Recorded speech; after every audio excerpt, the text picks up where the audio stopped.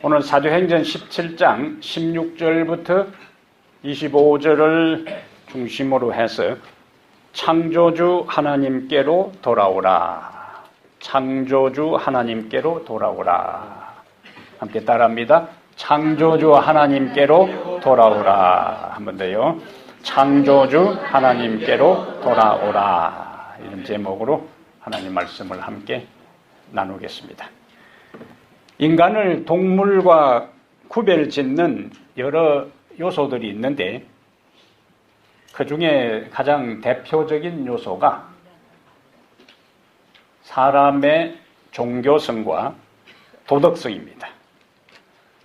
사람하고 다른 동물을 구별짓는 두 가지 요소 가운데서 더 핵심적인 것은 일반 다른 사람 외에 다른 피조물이 갖지 못한 특별한 요소가 사람이 가지고 있는 종교성이다. 무엇이라고요? 종교성. 인간은 본래적으로 인간의 연약함으로 말미암아 인간 이외의 초월적 존재에 대한 갈망이 있고 또 의지하려는 마음을 다 갖고 있습니다.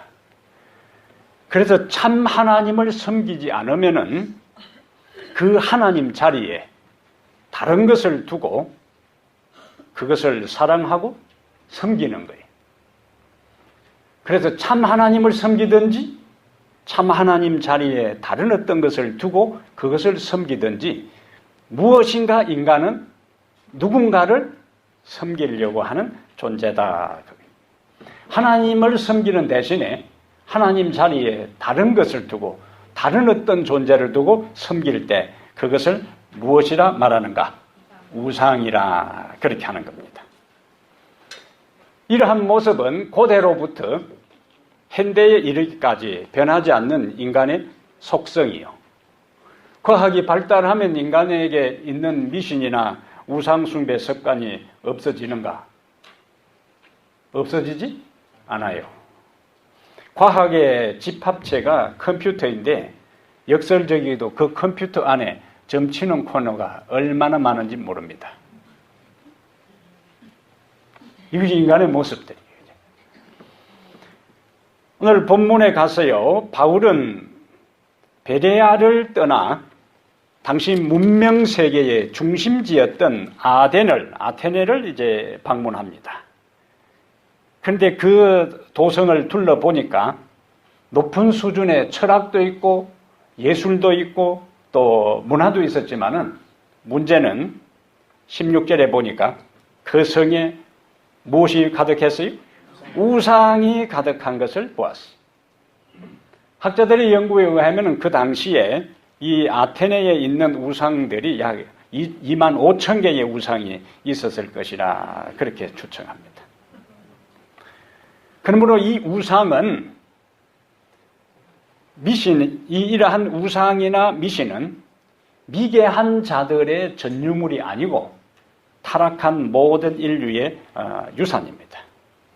오늘 우리는 본문을 통해서 하나님을 섬기지 않는 사람들의 모습은 무엇인가? 그들을 향한 우리의 역할은 무엇인가?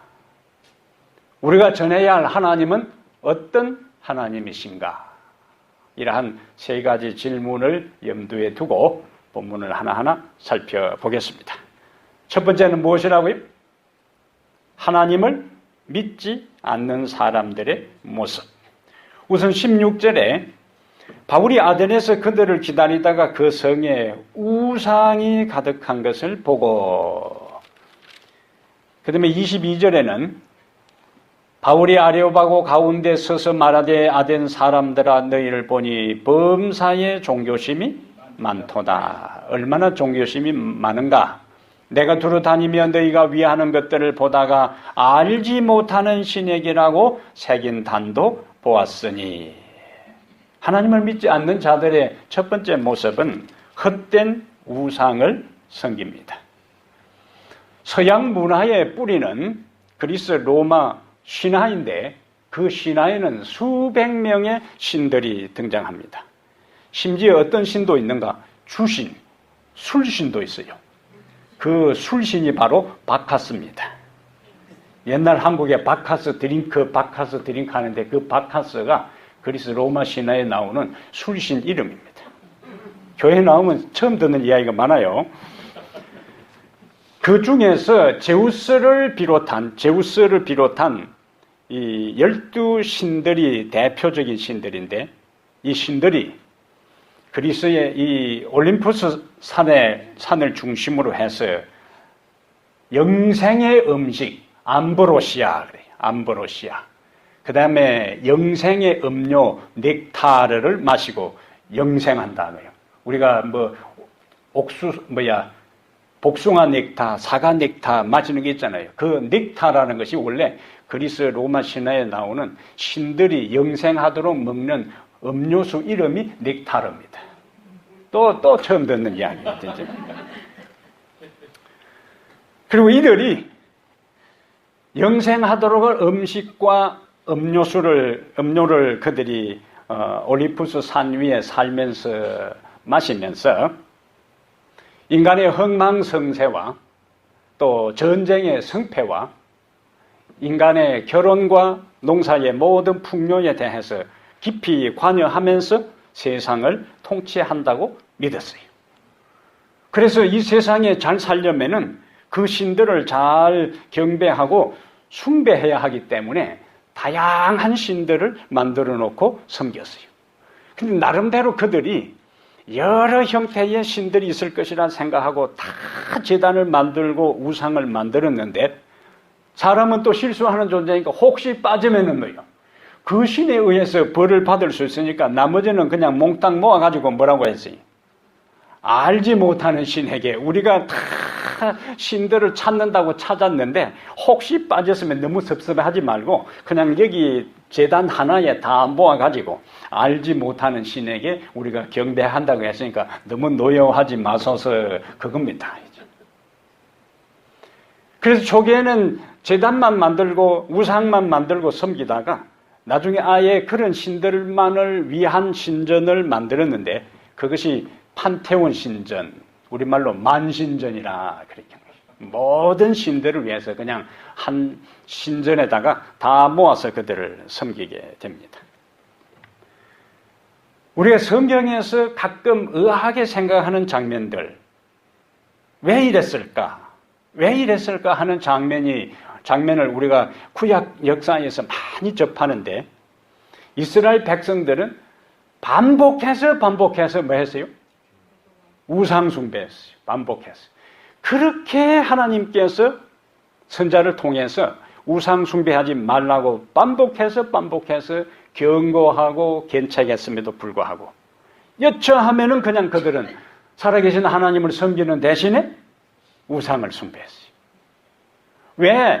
왜 그들을 구원하시고 그들의 역사 속에 간섭하시고 그들을 인도하시고 특별한 백성으로 선택하신 그 하나님 대신에 주변 백성들이 섬기는 아예 신의 숫자에 들 가치도 없는 그 신들을 왜 집요하게 애착심을 가지고 집착하면서 섬겼을까? 왜 그랬을까요? 왜 그들이 그렇게 했다가는 하나님의 벌을 받고 문제 가운데 봉착하는 걸 알면서도 왜 그들이 반복해서 우상을 숭배했을까? 우상은요, 만들어서 어느 한 장소에다가 딱 갖다 놓으면은 꼼짝하지 못해요. 그래서 어떤 특정한 형태의 우상을 특정한 장소에 만들어 놓고 내가 필요할 때만 뭐예요? 찾아오겠다 그거예요. 그리고 나머지 내 인생의 삶에는 뭐 하나? 간섭하지 말라는 거예요. 나머지는 내가 알아서 살 테니까 이래저래 내 인생의 나머지 삶에는 간섭하지 말라는 겁니다. 그래서 한 특정한 장소에 특정한 형태의 우상을 만들어 놓고 내가 좀 힘이 부딪히고 딸리면은 내가 찾아와서 빌 때에 그때 해결해 주고 나머지는 그냥 여기 계시라는 거예요. 나머지는 내가 신이 되겠다는 겁니다. 여호와 하나님은, 근데 여호와 하나님은 어느 곳에나 계세요. 내가 어느 장소에 있든지 무엇을 하든지 어떤 상태에 있든지 언제나 계시고 그 현장에 계시고 또 간섭하시고 이래라 저래라 하기 때문에 그 여호와 하나님이 부담스러운 겁니다. 내 마음대로 못하는 거예요. 내가 생각하는 대로 인생을 살 수가 없는 겁니다. 그러니까 그 여호와 하나님을 섬기는 것보다 평소에는 내 마음대로 하고 필요할 때만 찾는 신 얼마나 편리해요. 그래서 그렇게 집요하게 집착해서 우상숭배에서 벗어나지 못한 거예요. 근데 우리가 아는 대로 북방 이스라엘이 망한 것도 무엇 때문에? 주 요인이 우상숭배예요. 형제 나라인 우상숭배 하다가 망한 북방 이스라엘의 모습을 그들이 보면서도 남방 유다 사람들은 또 우상숭배했어요. 그리고 가나안 땅에 들어가서도 반복해서 자그마치 사사기 역사가 약 400년인데 여러분 사사기서를 읽으면서 뭐요? 반복해서 뭐합니까? 우상숭배하는 거예요. 그러다가 또 힘들면은 하나님 찾고 전문했습니다. 봐주세요. 다시는 안 할게요. 우리 아이들이 손 싹싹 빌면서 하면은 그래 다음에는 하지 마 하고 네 하고는 다음에 또 똑같은 일을 하는 것처럼 이스라엘 백성들의 상황이 그런 상황이었어요. 하나님을 떠나서 하나님 간섭 없이 내가 내 인생의 주인이 되어서 살려고 하는 그 기본적인 마음, 그것이 바로 죄의 본질입니다. 그게 교만이에요. 사단이 하늘에서 창조주 하나님에게 보좌를 높여서 도전했던 그것도 내만 하나님이냐 그거야. 나도 내 삶을 내 마음대로 살아갈 수 있다. 그것을 아담과 하와에게 심어주고 그 아담과 하와의 후손된 모든 우리들의 유전자 속에 하나님과 독립해서 살아가려고 하는 마음이 어떤 형태로 나타났다고요? 우상을 숭배하는 것으로 나타났어요. 그럼 우리는 성경을 읽으면서 이스라엘 백성의 역사 속에서 무엇을 배워야 하는가? 하나님과 분리되고 하나님과 독립해서 우상을 숭배하는 것의 마지막 결국은 멸망이고 파멸이고 처참한 운명 가운데 포로로 잡혀가는 그와 같다는 사실을 깨달으면서 죽으나 사나 우리는 하나님 안에 하나님 말씀의 가르침 속에서 그분을 섬기고 살아가는 새로운 결심을 오늘 하게 되기를 바랍니다. 우리가 여기 본문을 보면은 18절에 바울이 가서 보니까 두 부류의 이 철학자들을 만나는데 18절에 어떤 에피쿠로스와 그 다음에 스토아 철학들도 바울과 쟁론할세. 철학에 있어서 가장 발달한 시대가 그리스입니다. 그런데 그리고 그 그리스의 철학의 양대 파가, 양대 산맥이 있는데 여기 나오는 에피쿠로스 학파와 스토아 학파예요. 에피쿠로스 학파는 핵심 주장이 뭐냐? 인간의 목적이 쾌락이라고 가르쳤어요. 인간의 삶의 모든 목적은 쾌락이 최고다. 그리고 사후의 심판이나 내세를 믿지 않았어요. 그러면 어떻게 되겠어요? 사후의 심판도 믿지 않고 내세도 믿지 않고 인간의 최고의 선과 목적은 쾌락이라고 했으니까 일반 삶이 어떨까요? 엉망이. 사후의 삶도 심판도 내세도 믿지 않고 최고의 삶의 우선순위와 목적, 인간의 존재 이유가 쾌락이라고 믿었기 때문에 그들의 삶은 도덕적으로 윤리적으로 모든 면에 있어서 그냥 자신의 현재의 쾌락적 만족을 위해서 살아갔어요. 근데 옆에 나오는 스토아 철학은 반대입니다. 이들은 금욕적이에요. 그러나 반대로 이들도 역시 내세와 영의 존재를 믿지 않았습니다. 이런 철학에 심취한 자들이 그들 스스로의 노력으로 진리를 발견하고 인생의 의미와 목적을 찾아 궁구하고 노력했지만은 그들 스스로의 노력으로는 인간의 본질적 목적과 생애의 의미를 발견하지 못했어요. 그래서 19절부터 21절에 보는 것처럼 그들은 무엇에 관심이 있었는가? 19절에 이 새로운 가르침이 무엇이냐? 그 다음에 21절에 모든 아덴 사람과 거기서 나그네 된 외국인들이 가장 새로운 것을 말하고 듣는 것 외에는 달리 시간을 쓰지 않음이라. 이들은 누가 새로운 이야기 하면은 또 그 몰려간 거예요. 새로운 사상과 주장을 하면은 또 그것에 토론을 벌립니다. 그러나 새로운 것에 관심을 가지고 새로운 것을 가지고 토론을 벌였지만은 인간적 지성적 토론과 노력을 가지고는 살아계신 하나님을 발견할 수가 없었어요. 하나님께서 우리에게 자기 자신을 드러내지 아니하면, 보여주지 아니하면, 계시해 주지 아니하면 인간의 철학, 인간의 노력, 인간의 지성을 가지고는 절대로 하나님을 발견할 수가 없습니다. 그래서 우리는 어디로 가야 되는가? 하나님의 자기 계시인 성경으로 돌아가야만이 우리는 성경에서 하나님을 발견할 수가 있어요. 요한복음 5장 39절에 너희가 성경에서 영생을 얻는 줄 생각하고 이 성경을 상고하거니와 이 성경이 곧 예수 그리스도에 대해서 증거하는 것이라 그랬어요. 그래서 말씀을 강조하는 이유가 거기에 있습니다. 말씀으로 들어가야만이 그곳에서 누구를 발견할 수 있는가? 하나님을 발견할 수 있어요. 그곳에서 예수 그리스도를 찾을 수가 있습니다. 그곳에서 인생이 어디서 와서 무엇 때문에 살며 어디로 가는지를 알 수가 있어요. 인간의 근본을 알 수가 있고 인간이 살아야 할 이유를 알 수가 있고 인간이 가야 할 길을 알 수가 있고 오늘 내가 무엇을 삶의 우선순위로 두고 살아야 할지가 어디에 나와 있는가? 하나님의 말씀 속에 있어요.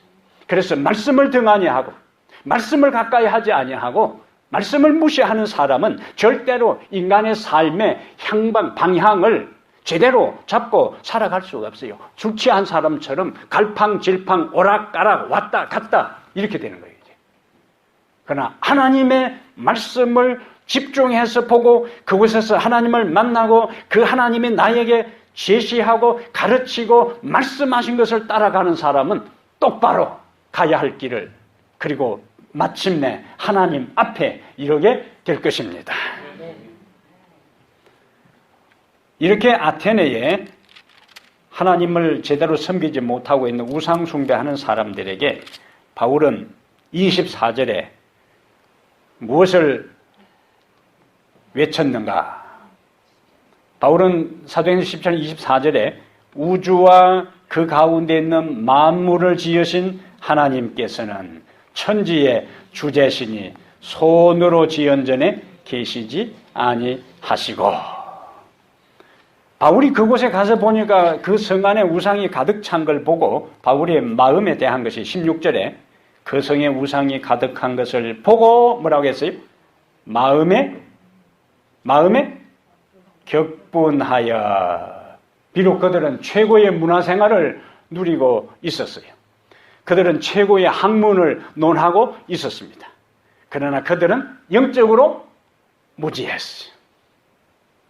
세상 내에 있어도 마찬가지. 이런저런 일로 인해서 공부는 많이 하고 학위는 가졌다 할지라도 영적인 면에 있어서는 한없이 무지몽매한 사람들이 있습니다.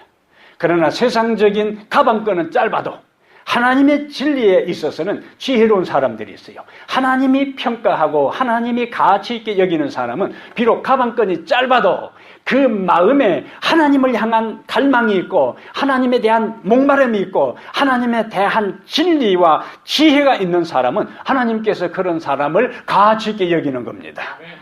그래서 여러분이 혹시 가방끈이 짧다 해도 기죽을 필요 없어요. 다른 사람 부러워할 필요 없습니다. 하나님 안에서 그분을 만나고 그분의 가르침 속에서 그분의 가르침을 따라 살아가는 사람이 가장 지혜로운 사람입니다. 그래서 여호와를 알고 여호와를 경외하는 것이 지혜의 근본이고 명철인 것입니다. 잠언서에서 반복해서 우리에게 그것을 강조하고 있잖아요. 바울은 그 성 안에 지혜롭다고 하는 사람들이 있는 위대한 철학자들이 있는 소크라테스가 있고 아리스토텔레스가 있고 플라톤이 다 아테네 출신이에요.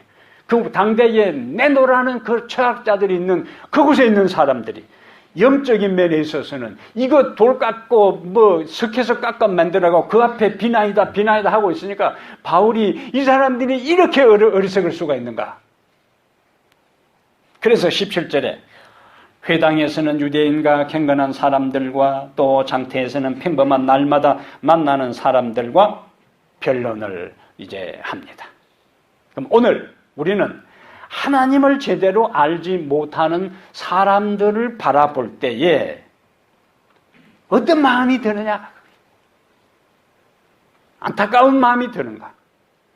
불쌍히 여기는 마음이 드는가? 긍휼과 동정의 마음이 생기는가? 아니면 그들이 인생 사는 거고 나는 내 인생 산다고 무관심한가? 하나님을 알지 못하고 참된 진리를 발견하지 못하고 영생에 이르는 길을 알지 못하고 유리방황하는 내 주변의 영혼들을 바라볼 때에 어떤 마음이 우리 마음에 스쳐가느냐. 최근에 한국에 감옥에 가 있는 박근혜 대통령이 세월호에 수많은 사람들이 물에 빠져 죽어갈 때에 침실에서 일어나지도 않고 잠자고 뭘 했는지도 모르고 비상연락을 해도 전화를 또 받지도 않고 비서가 쫓아가서 문을 한참 두드리니까 겨우 나왔는데 전화 2번 하고 그냥 끝내고 다 죽어가는데 그 사람들이 이제 분노하는 거예요. 대통령이 그럴 수가 있느냐? 수많은 내민족, 우리 동족이 국민이 죽어가는데 대통령이 어떻게 그럴 수가 있는가? 사람들이 분노하고 비판합니다. 그런데 저는요, 그 뉴스를 들으면서 내 마음에 내 주변에 진리를 알지 못하는 사람들이 내 주변에 예수 그리스도를 만나지 못한 사람들이 내 주변에 하나님을 알지 못하는 사람들이 살 길이 있음에도 불구하고 우리가 전하면 우리가 알려주면 우리가 전도하면 그들이 진리를 발견하고 영원한 생명에 이를 수 있는데 전하지 않는다면 우리가 비판하고 글을 쓰고 있느냐 하는 그 대통령의 그 직무유기나 우리와 무슨 차이가 있겠느냐. 우리는 함부로 말할 수가 없다는 얘기. 그래서 1120 운동은 100명의 회심한 자들의 목표였어요. 한 사람이 한 사람을 20년까지 인도하는 이것은 내가 다른 사람에게 말씀을 전하고 내가 다른 사람에게 진리를 알려주고 내가 다른 사람에게 구원의 복음을 전파하는 그것은 다른 그 누구의 일이 아니라 바로 내 자신이 해야 할 일이라는 것을 성경을 통해서 말씀하고 있기 때문에 1120 운동을 이것을 우리가 실천하고 있는 거예요. 예수님께서 이 세상에 오실 이유가 없습니다. 예수님께서 하늘에 그냥 편안하게 사실 수가 있어요. 예수님께서 이 지구를 그냥 포기하셔도 수천억의 다른 별들의 존재들이 많이 있습니다. 그런데 그분은 그 모든 영광을 다 내려놓고 그 모든 영화를 포기하고 이 세상에 종의 모습으로 사람의 모습으로 오셔서 십자가에 처참하게 돌아가신 그 모든 것은 우리 한 사람 한 사람을 향한 동정의 마음, 민망히 여기는 마음, 자비의 마음, 인애의 마음, 긍휼의 마음이 있었기 때문에 우리가 그분이 이 세상에 오셨어요. 그분의 마음을 10,000분의 1이라도 본받게 되기를 바랍니다. 그분의 마음을 10만 분의 1이라도 깨닫게 되기를 바랍니다. 그리고 내 주변의 사람들에 대해서 예수님이 가졌던 그 불쌍히 여기는 그 마음에 10만 분의 1이라도 가지고 그들에게 전하고자 하는 마음을 달라고 기도하게 되기를 바랍니다. 사랑의 마음을 달라고, 동정의 마음을 달라고, 불쌍히 여기는 마음을 달라고, 안타까운 마음을 달라고 기도하게 되기를 바랍니다. 마음이 생겨야 돼. 마음이 생겨야 돼. 그래야 그 다음에 우리가 행동할 수가 있습니다. 바울은 그들의 모습을 안타깝게 바라본 다음에 이제 본격적으로 복음을 전하는데요. 22절에 바울이 아레오바 가운데 서서 말하되 뭐라고 이야기하죠? 아덴 사람들아 너희를 보니 범사에 종교심이 많도다. 그러면 13절에 내가 두루 다니며 너희가 위하는 것들을 보다가 알지 못하는 신에게라고 새긴 단도 보았으니 그런즉 너희가 알지 못하고 위하는 그것을 내가 너희에게 알게 하리라. 얼마나 논리적으로 지혜롭게 접근합니까? 바울이 다른데 회당에 가서 전할 때는 구약 성경을 가지고 이야기했어요. 아브라함을 이야기하고 야곱을 이야기하고 언약을 이야기하고 출애굽을 이야기했어요. 그런데 이곳에 있는 사람들은 전혀 몰라요.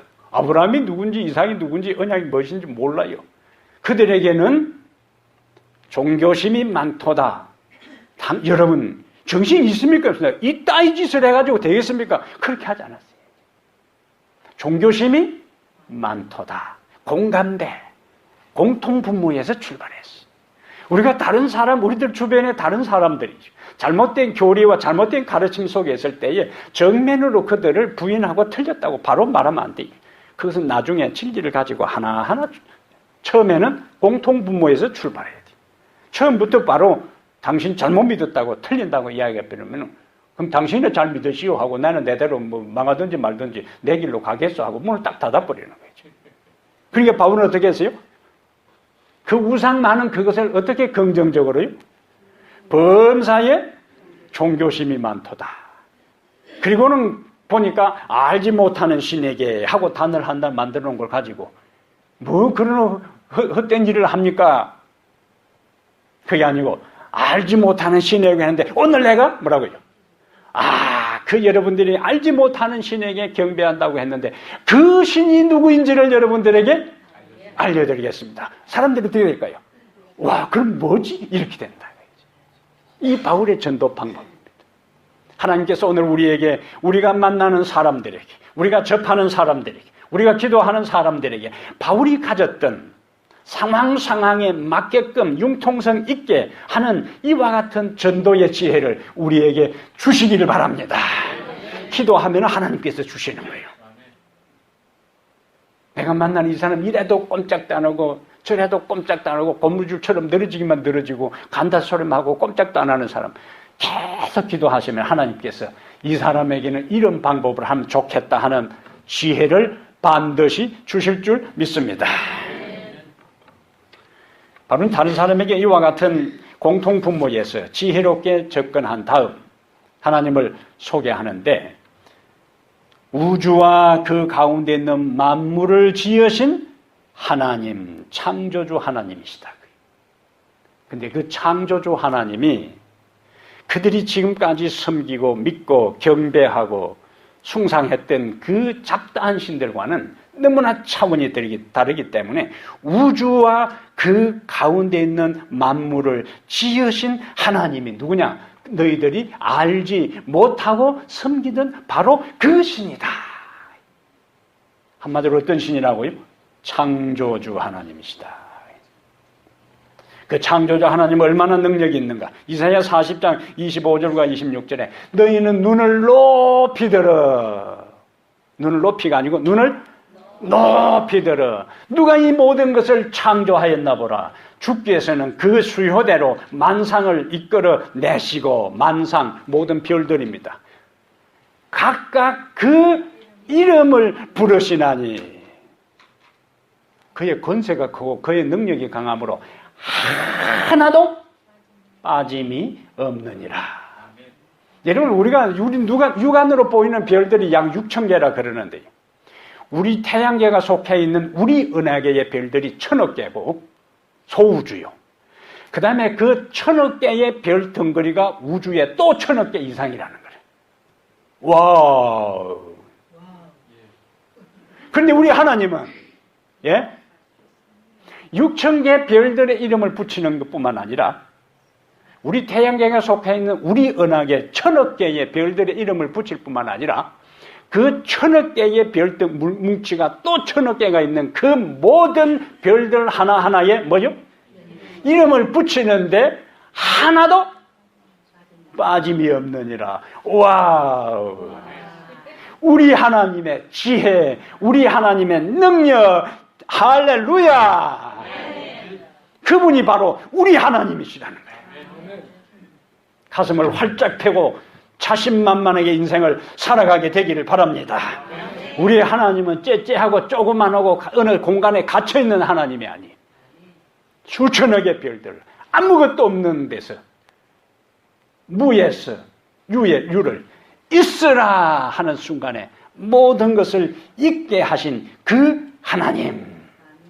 그래서 오늘 기억절 예레미야 32장 17절 주 여호와여 주께서 큰 능력과 표심팔로 천지를 지으셨사오니 주에게는 할 수 없는 일이 없으십니다. 아멘.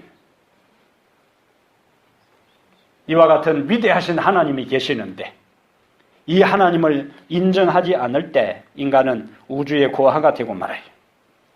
삶의 의미와 목적과 방향을 상실하는 존재가 되고 맙니다.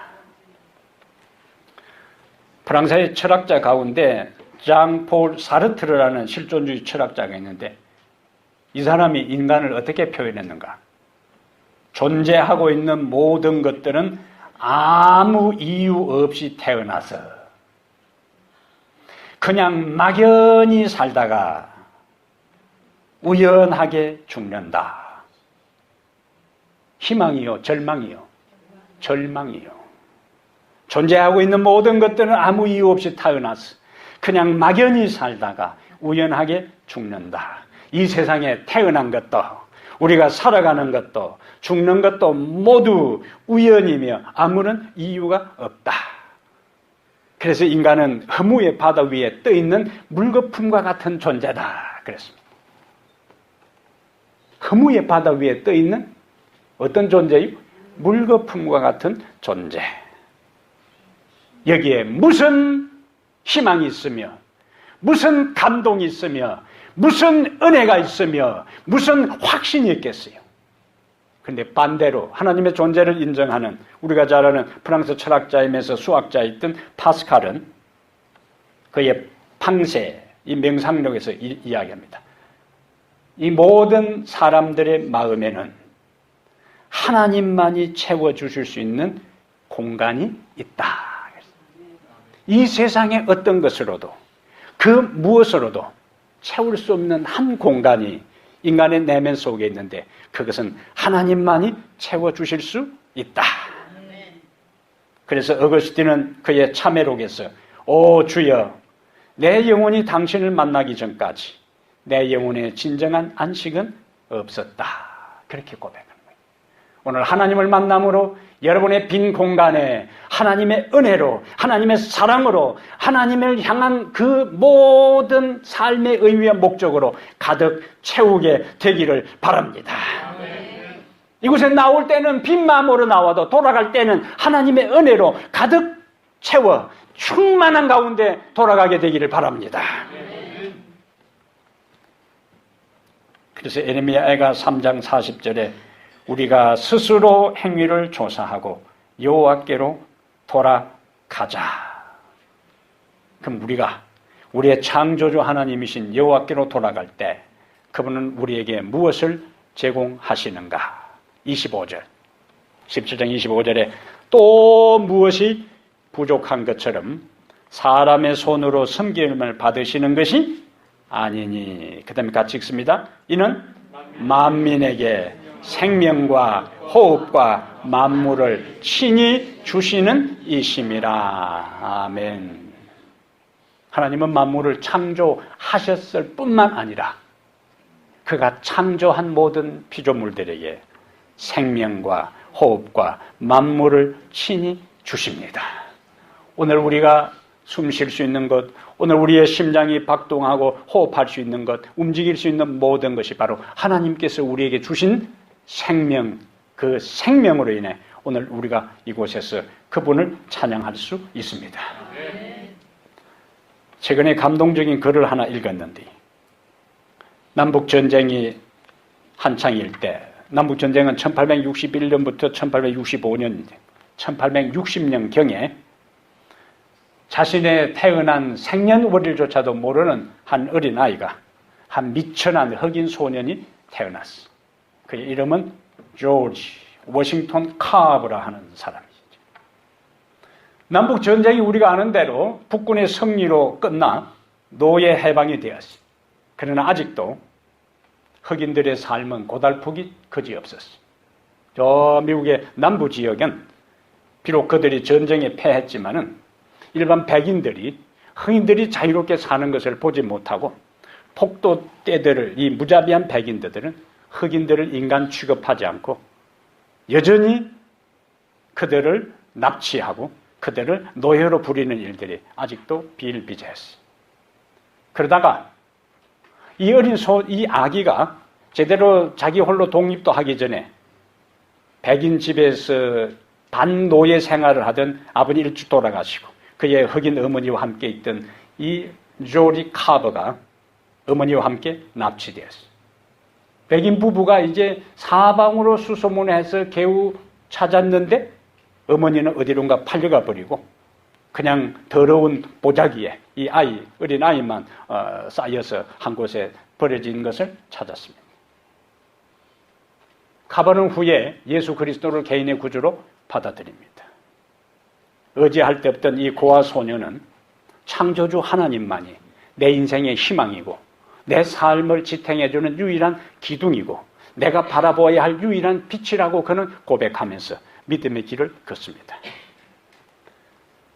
그런데 아직까지 미국의 남부 지역에서는 흑인들이 대학교에 입학하는 것을 허락하지 않았어요. 우여곡절 끝에 그가 고등학교를 우수한 성적으로 졸업하고 장로교 계통의 대학에 입학 원서를 내고 합격을 했는데 나중에 학장이 흑인인 것을 알고 적극적으로 취소합니다. 흑인이 이 학교에 아직까지 한 명도 입학한 전례가 없기 때문에 그를 거부해요. 그는 끊임없이 창조주 하나님께 기도합니다. 하나님, 우리 아버지는 돌아가셨고요. 우리 어머니는 백인들에게 납치당해서 어디론가 행방도 알지 못하고 나는 흑인이라는 이유로 가는 곳마다 괄시와 멸시를 받습니다. 그러나 창조주 하나님께서 내 인생을 책임질 것을 제가 믿습니다. 하나님께서 그 인생을요 굽어 살피시고 아이오와 주립농과대학에서 공부할 수 있는 기적적인 길이 열립니다. 그리고 그는 그곳에서 수석으로 졸업하고 후에 농학에 대한 박사학위를 받아요. 그것으로 그 인생이 끝나지 않고 우리가 아는 대로 미국의 남부 지역은 옛날에 다 뭘 많이 재배했어요? 목화를 많이 재배했습니다. 그런데 목화나 인삼이나 옥수수나 이러한 것들은 반복해서 재배하게 되면 땅의 지력을 다 뽑아들이기 때문에 땅이 황폐해야 되는 거예요. 그래서 반복해서 연속해 목화를 재배하다 보니까 남부 지역의 땅들이 대부분 더 이상 식물을 재배할 수 없는 몹쓸 땅이 되고 말았어요. 그 소식을 듣고 이 카버 박사가 남부 그쪽으로 갑니다. 하나님께 기도합니다. 하나님 어떻게 이 황폐해진 땅을 지력을 상실한 이 땅을 회복할 수 있을까요? 하나님께서 그에게 지혜를 주세요. 땅콩을 심어라. 땅콩의 뿌리 혹박테리아, 콩이나 이런 것들은 질소를 오히려 땅에다가 공급을 해서 땅을 다시 기름지게 하는 특징이 있어요. 그래서 땅콩을 심으니까 땅콩 수확이 얼마나 나오는지 땅은 기름지게 되고. 그런데 문제는 주변의 모든 농장에서 뭐요? 땅콩이 많이 생산되니까 값이 이제 폭락돼 버리는 거예요. 그럼 또 뭐 해야 돼요? 창조주 하나님께 기도해야 되죠. 그래서 그가 기도하는 숲속으로 들어갑니다. 그리고는 동쪽에 이제 태양이 떠오를 때에 그가 하나님께 따지듯이 기도를 해요. 하나님 세상을 무엇 때문에 창조하셨습니까?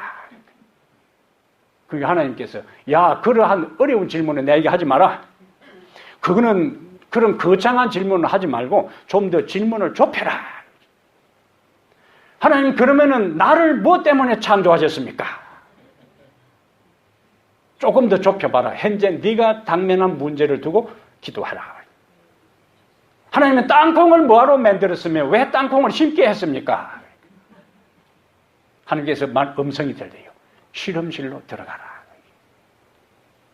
그는 땅콩을 가지고 실험실에 들어갔어. 그것을 갈고 그것을 다른 약품을 넣어서 분해하면서요.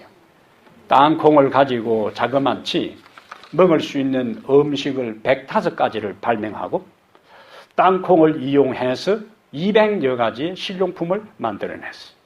거기서 마가린도 만들어내고 비누도 만들어내고 화장품도 만들어내고 잉크도 만들어내고 물감도 만들어내고 구두약도 만들어내고 연고도 만들어내고 크림도 만들어내고 100가지 다 못하고 그만하겠어요.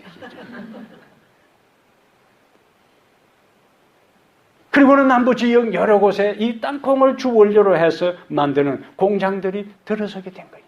남부의 산업을 일으키는데 엄청난 기여를 하게 됩니다. 땅콩 박사 조지 워싱턴 카버에 대한 이야기입니다. 책도 나와 있어요. 책도.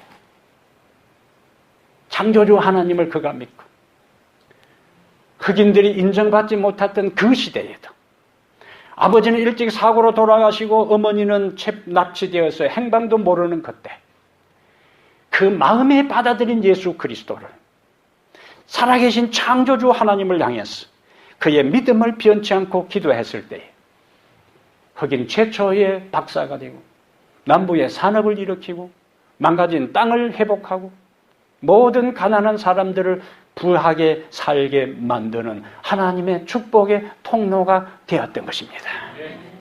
로마서 8장 32절에 자기 아들을 아끼지 아니하시고 우리 모든 사람을 위하여 내어주시니가 어찌 그 아들과 함께 모든 것을 우리에게 주시지 아니하시겠느냐. 하나님 우리에게 모든 것을 주시는 하나님이십니다. 하나님은 우리에게 모든 것을 채워주시는 하나님이십니다.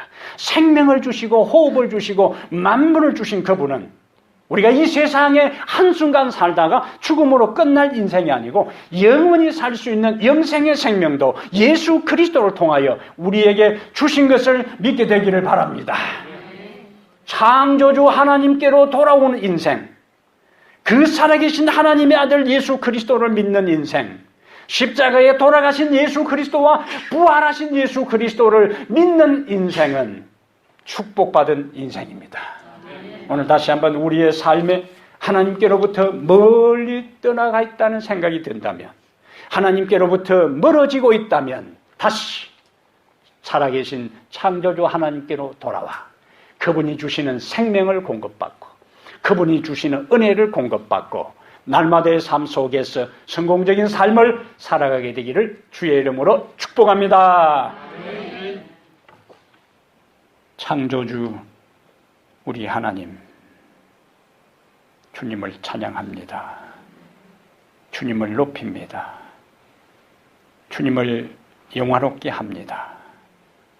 아버지, 진심으로 주님을 사랑합니다. 오늘 우리의 삶이 주님께로 혹시, 지난 한 주간의 삶이 주님께로 혹시, 지금까지 살아온 내 삶의 모습이 나도 모르게 주님께로부터 나를 창조하시고 나에게 생명과 호흡과 만물을 주시고 오늘 여기까지 인도하신 살아계신 하나님께로부터 조금씩 멀어지고 있는 것을 느낀다면, 오늘 성령이 그것을 우리에게 깨우쳐 주신다면 주님께로 돌이키게 해 주시옵소서. 주님께로 돌아서게 해 주시옵소서. 주님께로 다시 가까이 나아가게 해 주시옵소서. 이 세상에 하나님을 떠난 상태에서 얻어진 모든 권세와 영화와 명예와 물질과 모든 것들은 한순간에 다 사라질 수 있습니다. 나에게 생명을 주신 하나님만이 나의 유일한 소망이고 내 삶의 허전함과 내 몸의 모든 목마름을 해결해 줄 수 있는 유일한 분이심을 고백하고 다시 주께로 돌아가게 해 주시옵소서. 앞으로 살아가야 할 우리의 삶이 이제는 주님께로부터 멀어지는 인생이 아니라 주님께로 가까이 가는 인생이 되게 하시며, 앞으로 살아가야 할 우리의 삶이 주님을 막연하게 섬기는 것이 아니라 주님을 확실하게 온 마음을 다하여 섬기는 삶이 되게 하여 주시옵소서. 그리하여 언제 내 생명이 끝난다 할지라도 그 순간이 영혼을 위하여 준비된 시간이 되게 하시고 영생을 얻는 가운데 준비된 시간이 되게 하시고 하나님 앞에 부끄러움 없이 설 수 있는 사람으로 그 순간 준비되는 삶을 살아가게 해 주시옵소서. 이제는 우리 주 예수 그리스도의 은혜와 하나님 아버지의 무한하신 사랑과 성령의 교통하심이 창조주 하나님께로 다시 돌아가기로 결심한 우리 모든 성도들 머리 위에 이제부터 영원토록 함께 있을지어다. 아멘.